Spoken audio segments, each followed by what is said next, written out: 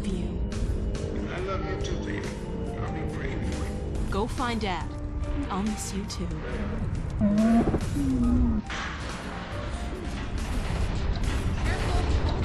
The process is accelerating toward a dark energy flare. What the hell?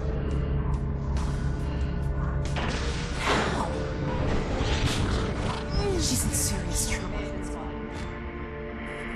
Hurry back. The core is exceedingly close to collapse. We need to get this and the transmission packet to my dad. I've got it right here. Now let's get the hell out of here. Those so inclined, now would be an excellent time for procreation.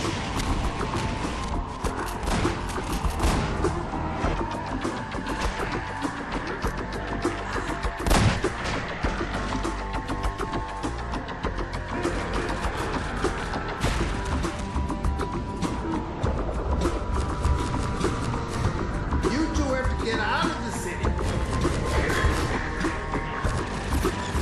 The citadel could blow at any moment. Oh my god, the transmission's going out. They'll have it on the other side soon.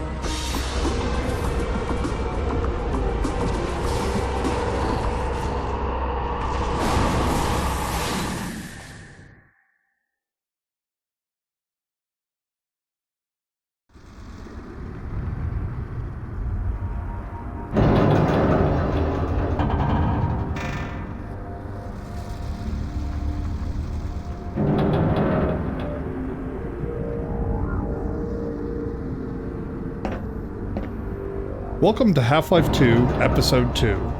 We are at the midpoint in our trilogy of episodes, which will conclude in Episode 3. To listen to a commentary node, put your crosshairs over the floating commentary symbol and press your Use key. To stop a commentary node, put your crosshair over the rotating node and press the Use key again. Some commentary nodes may take control of the game in order to show something to you. In these cases, simply press your Use key again to stop the commentary. Please let me know what you think after you've had a chance to play this, our latest installment in the ongoing adventures of Gordon Freeman. I can be reached at gayben@valvesoftware.com. I get about 10,000 emails each time we release a game, and while I can't respond to all of them, I do read all of them. Thanks, and have fun.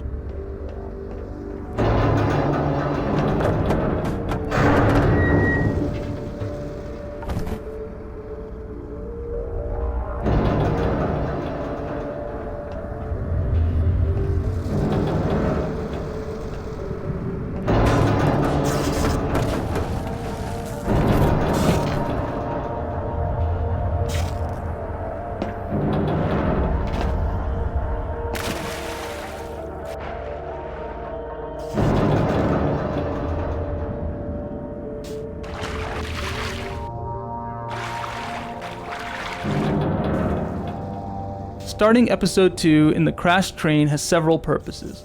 From a story point of view, it establishes continuity with the end of Episode 1. But from a gameplay perspective, it allows players to reacquaint themselves with the basic movement controls in a safe, contained environment. Our earliest design had the player scrambling out of the wreck high above the canyon and forced them to make some precarious jumps to get to ground level. After seeing most playtesters fall to their deaths numerous times in the first 5 minutes of gameplay, we optimized for perceived rather than actual danger.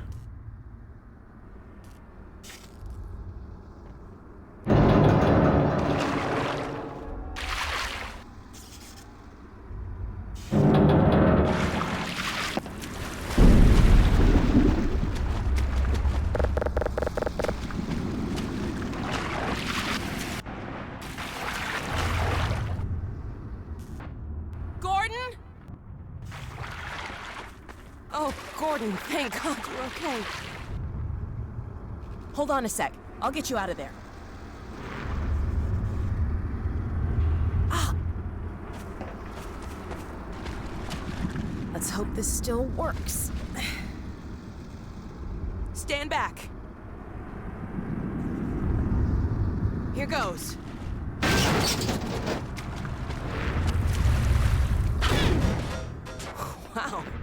forgot what a kick this thing has. Here, you take the gravity gun. You're better with it than I am. When I couldn't find you, I got... I know. I'm not worried. We should keep moving. I'm sure the Combine haven't forgotten about us.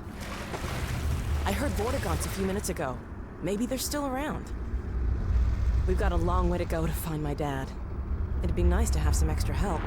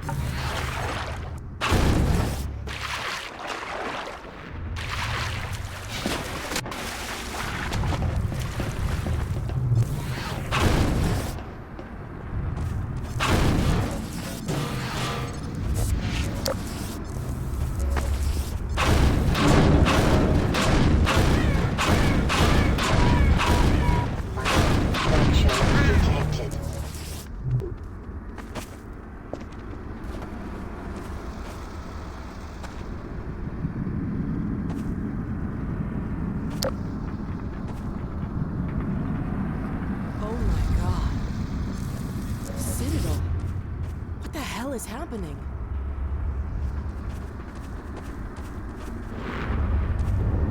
What's that? Oh! Portal door!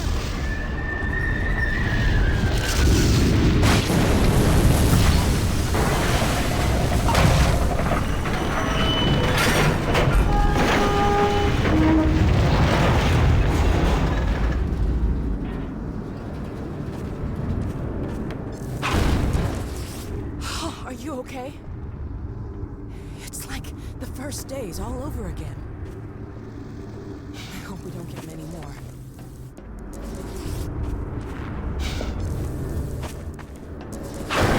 This is before.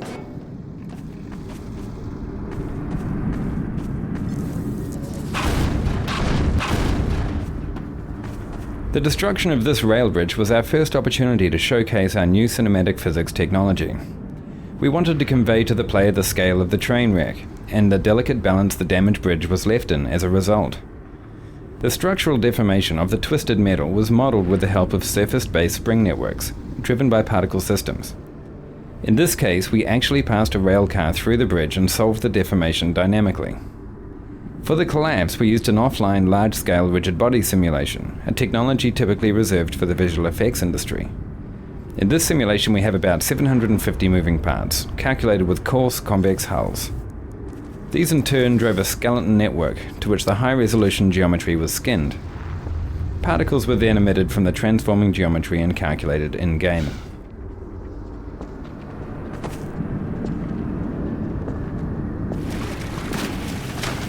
Having established the super portal as a threat in the opening vista, we decided it would make a useful landmark as the player traveled toward White Forest. In Half-Life 2 and Episode 1, we could count on the Citadel being visible in many of the maps, casting its shadow over the world. The super portal plays the same role in Episode 2, anchoring the player in a world while providing them with visual updates on the developing threat. The addition of beam effects and portal storm shockwaves help bring the portal to life and make it more than merely a static background element.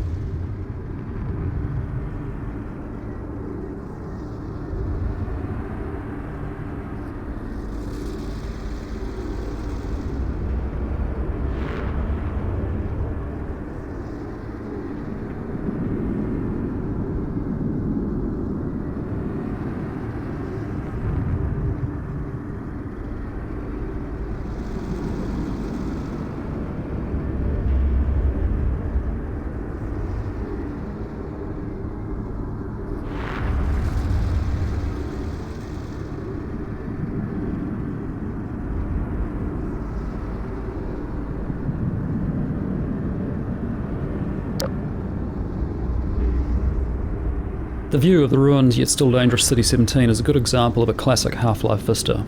Vistas are sweeping scenes where many elements of design come together. This one reminds the player of what he's accomplished in Episode 1 while setting up the threat that will hang over the rest of Episode 2. It establishes the mood with a stunning skybox and shader effects, shows off believable character responses, and also literally sets the episode into motion. When the player looks at the scene, a device called a look trigger sets off the portal storm, which causes the bridge to collapse, using Valve's new cinematic physics, which we'll be showcasing throughout the episode. For the ominous mass of clouds which swirl above the destroyed citadel, we devised a shader effect to give the impression of depth and complex turbulence. The actual geometry rendered for this effect is a single flat polygon, but through a series of pixel shader effects, which composite several texture layers, we are able to achieve the impression of realistic churning clouds. In the offline pre-visualization work that we did to initially define this effect, we developed a very realistic simulation with more than 30 layers of clouds. With real-time shader techniques, we were able to achieve an equivalent look while maintaining an interactive frame rate.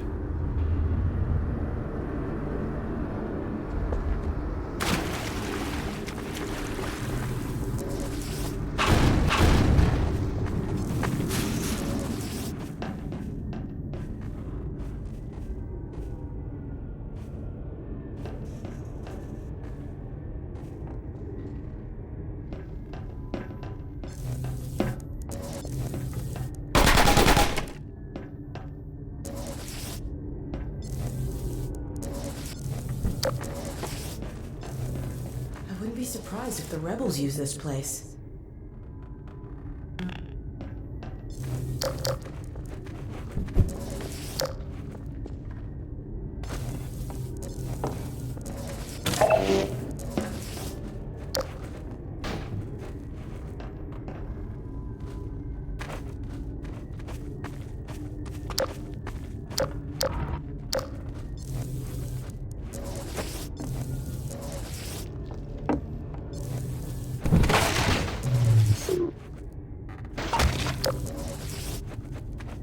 Well, safe haven it ain't.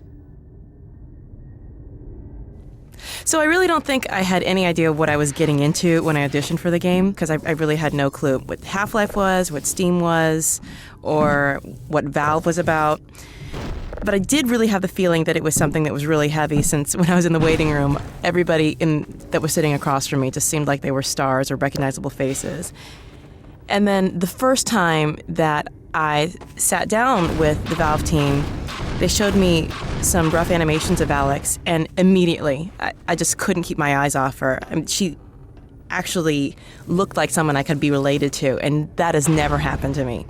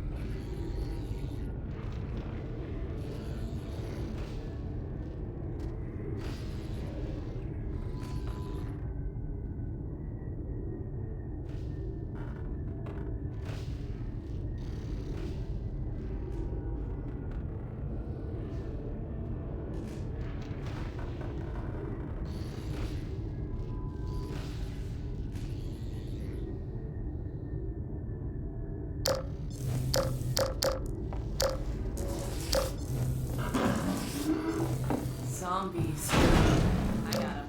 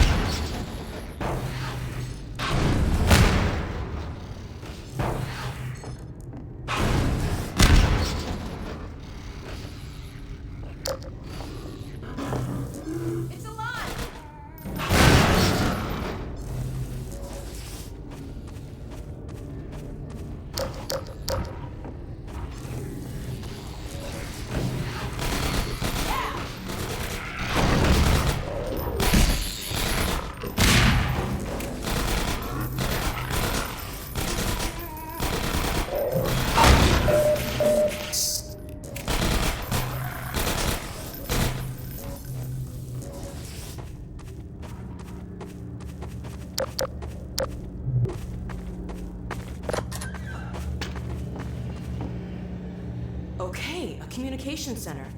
Let's see if we can get out a message to my dad. Dr. Kleiner and my dad are up north at an old missile base. I hope they're still using this frequency. They're trying to help launch a... Ah, here we go. Damn. What now?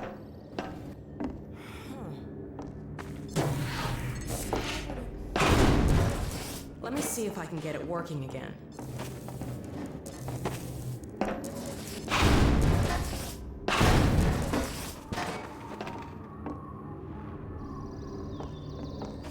What a mess. This could take a while. Hey, if you have any blinding insights into how to fix this, go for it.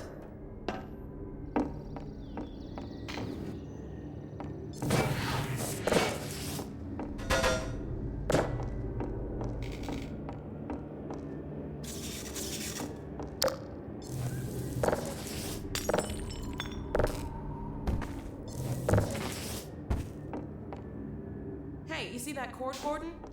You want to plug it in?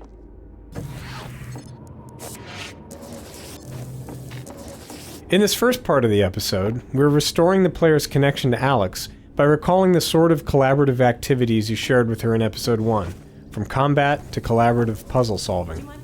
Notice that as she works to restore power to the transmitter, she's careful not to steal the player's fun by doing it all herself. She doesn't actually solve the puzzle, although she sometimes thinks she has. This adds to her charm and helps her feel more human. Of course, the reason we're doing this is so that you will care when bad things happen to her. You see that cord, Gordon? You want to plug it in? This transmission scene was added fairly late in development, after hearing from playtesters that they weren't sure where they were going or why. Setting up the White Forest base as your goal right away was important in an episode with so many open, free-form areas where players might forget what they're supposed to be doing. Would you mind plugging it in?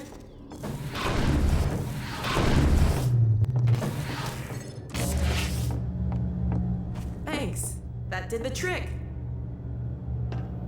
Now, to check in.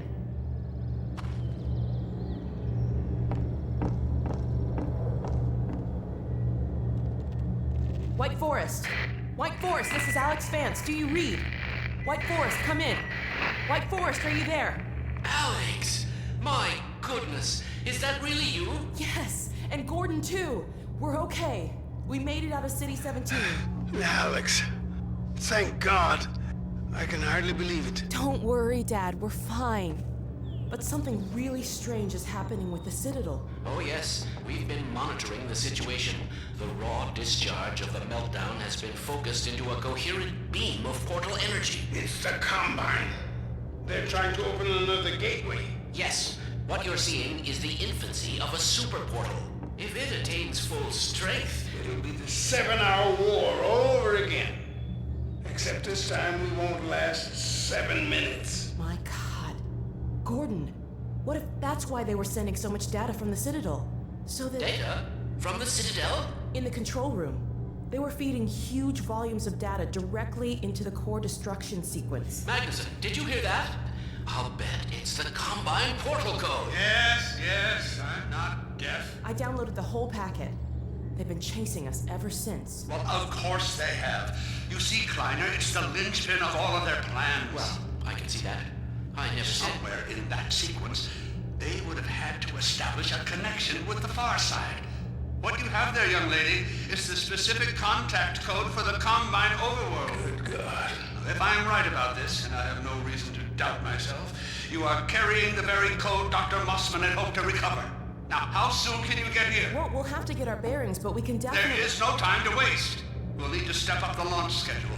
And now, as soon as you get here with the signature data, we'll encode the satellite and get the damn thing into orbit. Get here as quickly as you can, you two. Dad? Dad! You're breaking up. Come in. Dad, are you there? Dad! Oh, no. Remote compliance. They're still tracking us. Exterminate. We need to keep moving. Signature imprint. Mandate sublevel restrictions. Come on, this way.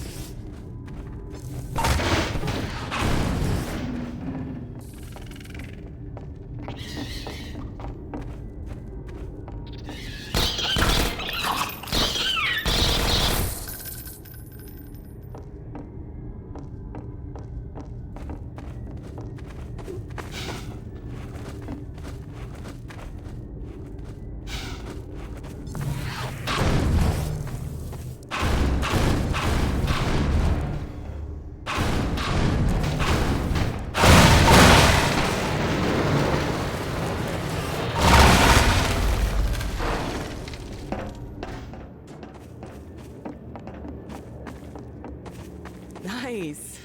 That did the trick. I can always count on you to find a way through. Dr. Magnuson has an old rocket up at White Forest. He's been hoping for the day when he could launch a satellite to tap into the old array they set up at Black Mesa. But getting a launch off while the Combine was intact? There was just no way. I'm not sure how they'll use a satellite to shut down that portal, but I guess we'll find out when we get there. What was that?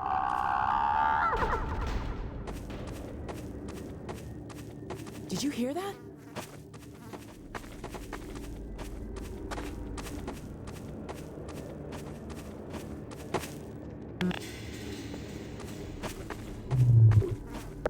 Shh, quiet. We're not alone.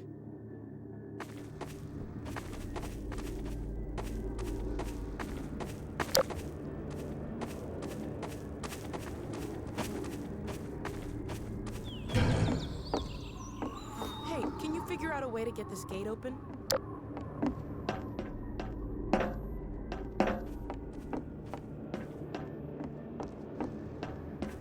Careful up there. I'll keep watch out here.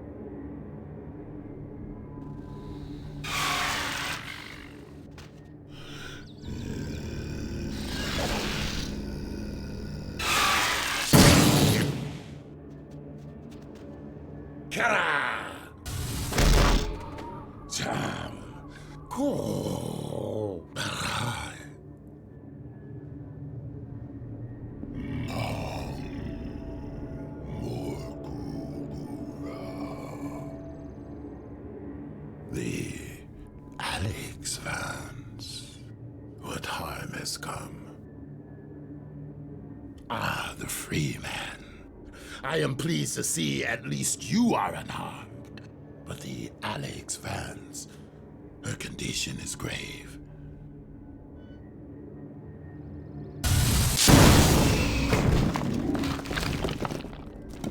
Healing her will require more than I alone can conjure. Let me summon my kin.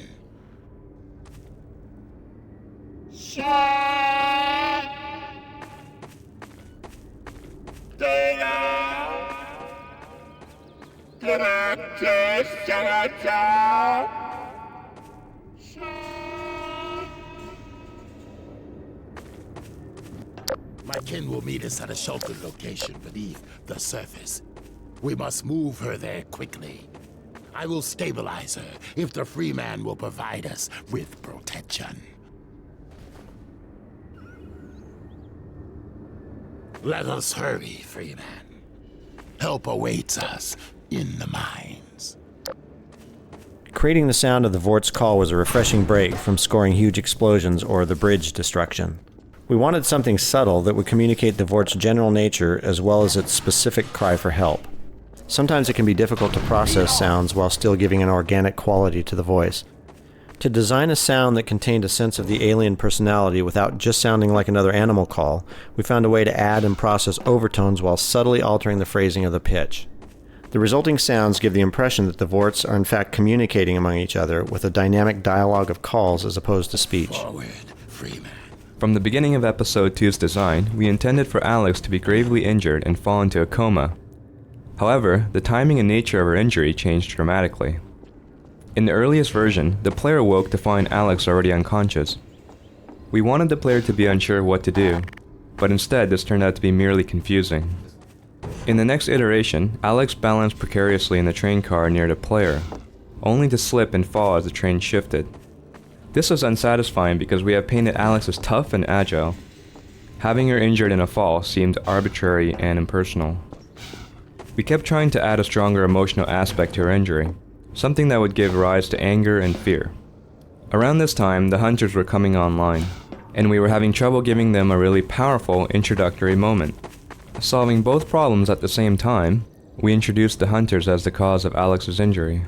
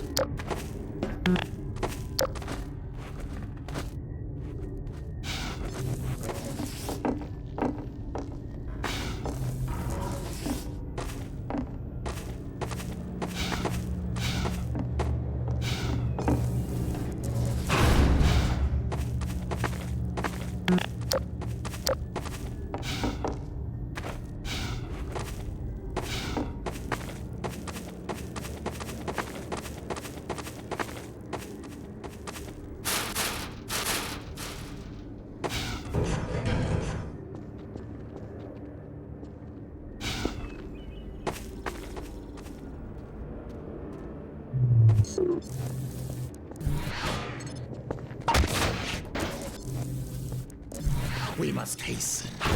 Our state is delicate.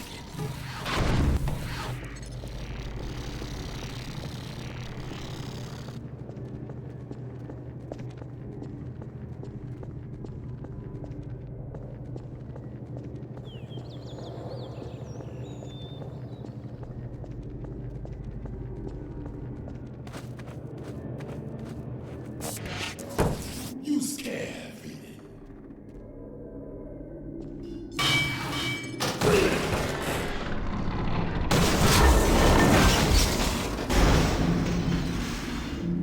Press on, Phelan, if you are able. I will take her to my kin by another path.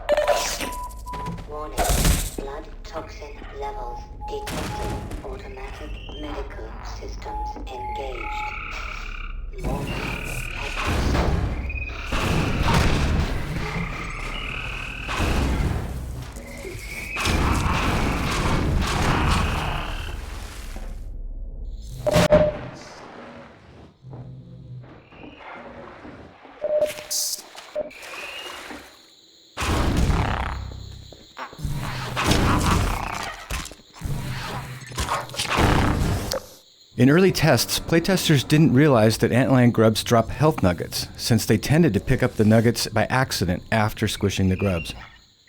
In order to showcase the feature, we placed a grub on the far side of this webbing. When a player breaks the web, they squish the grub and send the nugget rolling. Most players chase the nugget and naturally understand how to exploit grubs in the future.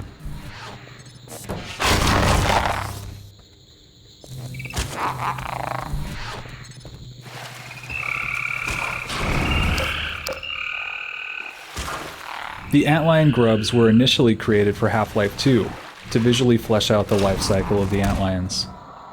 We never found the right place for them in that game, but as we developed the antlion environments for Episode 2, they were an obvious choice for Resurrection.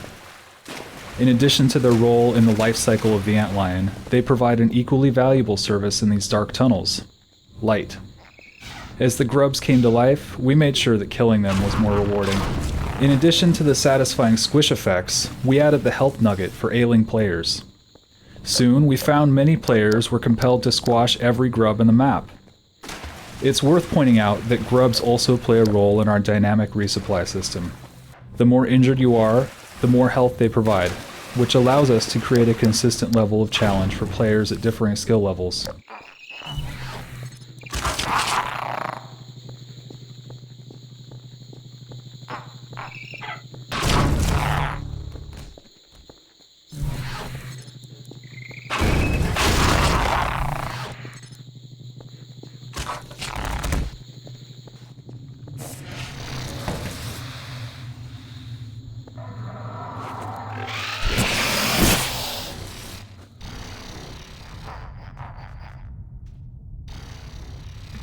Did they intentionally make the guy hit the boxes and miss you as like an introduction, or was that just coincidence?